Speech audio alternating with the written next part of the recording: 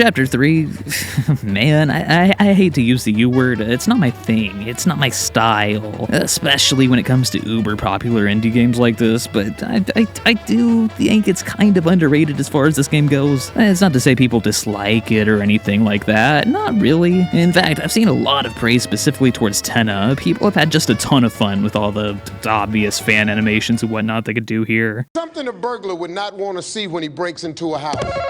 Right. Naked grandma! Naked, huh? But some fans didn't care much for the soundtrack, they were disappointed by the secret boss, they wished Toriel played a larger part in the story, they were upset all their fan theories about the different things in Chris's house coming to life didn't come true, and I think it was ultimately a little overlooked due to just how incredible Chapter 4 was, and I'll be honest, I disagree with literally all of that. Well, except for Chapter 4 being better, but that's not really the point. Before release, the creative force behind this game had said Chapter 3 was a lot lighter in terms of story, which I kinda don't think is the case. I mean, in terms of plot and lore, like, yeah, sure, I guess. But in the same way Chapter 1 was truly Susie's chapter and Chapter 2 was Noelle's, Chapter 3 is where Chris really gets to take the center stage for himself after all this build-up and really gets to shine, and it's amazing. Maybe it's the Amori fan in me, but I absolutely love psychological exploration in games, and even after everything the first two chapters set up, this is where you get to see more of who Chris really is than ever before. And it makes sense as to why. I mean, the antagonist here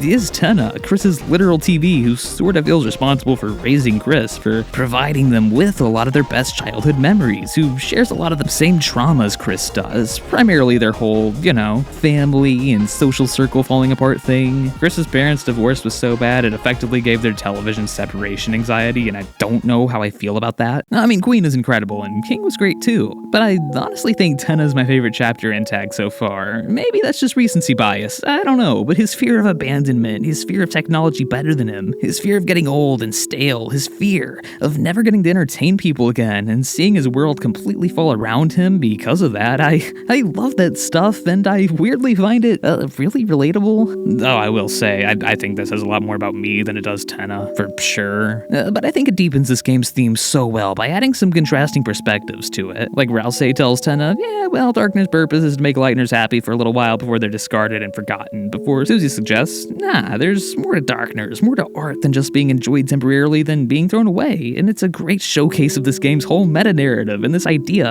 of the purpose of Darkners, the purpose of entertainment and escapism as a whole. And I really think all the new characters are great too, like especially these two jokers that single-handedly prove, like with any of life's problems, divorce is always the answer.